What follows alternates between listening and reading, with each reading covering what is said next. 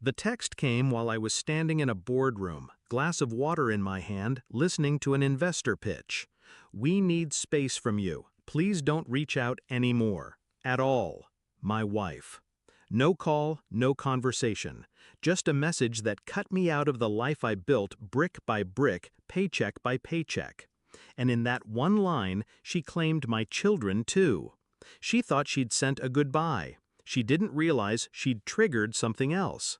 I didn't react. Not in front of my team, not in front of the investors who watched me like hawks. I slipped the phone back into my pocket, nodded at the presenter, and waited for the meeting to end.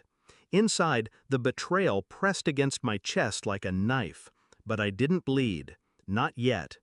We'd been married 12 years.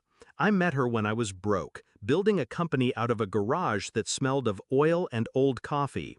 She laughed at my ambition then, told me I lived in fantasy spreadsheets.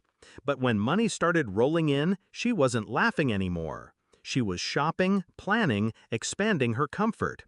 I thought loyalty meant weathering the storms together. Turns out she was only here for the sunshine. The signs had been there. Late nights at the gym, new perfume, the way she turned her phone face down when I entered the room. But I buried those suspicions under trust. Trust is a fool's investment when the other party has already cashed out. Now, with one message, she confirmed what I refused to see. She wasn't leaving me, she was leaving us. The family, the vows, the future we'd promised. And she was taking my kids into another man's house. That was her mistake. Because I don't fight with fists. I fight with leverage.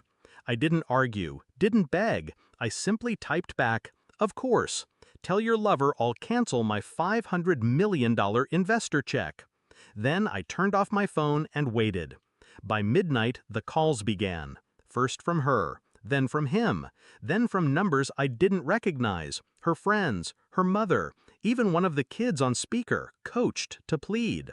I ignored every single one. Because they weren't calling out of love, they were calling out of fear.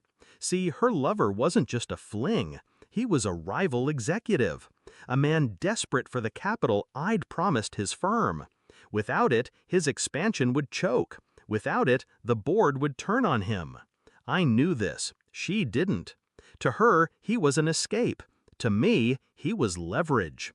The next morning, the news hit. Major investment deal withdrawn. Questions rise about leadership stability. His face was plastered across financial channels, pale and strained. My wife stood beside him in silence, no ring on her finger, but everyone could see the scandal written in her eyes. Her brave new world crumbled on live television. She showed up at my office 2 days later. No makeup, hair undone, the confidence stripped from her voice. "You didn't have to do this," she whispered. I looked at her the way I'd look at a stranger asking for spare change. "You made your choice. I made mine." Her lip trembled. The kids are mine," I cut her off. "You walked them into another man's house without consent. That's abandonment. My lawyers will handle the rest." Her face drained of color, because she knew I wasn't bluffing. The court filings moved quickly.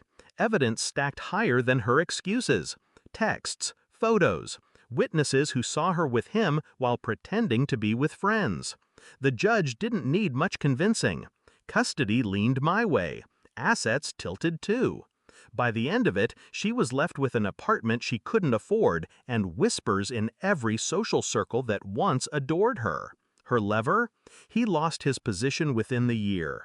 Investors don't back scandal. Boards don't forgive collapse. They imploded together. People ask me if I regret it.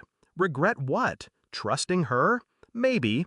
But dismantling the empire she tried to betray me with? No. That wasn't revenge. That was justice, disguised as restraint. I didn't raise my voice, didn't lift a hand. I simply pulled back what was mine. And in doing so, I let her see what life really looked like without me. Now the house is quiet. My children laugh in rooms that don't echo with lies. I tuck them in at night and remind myself that love is proven by consistency, not words.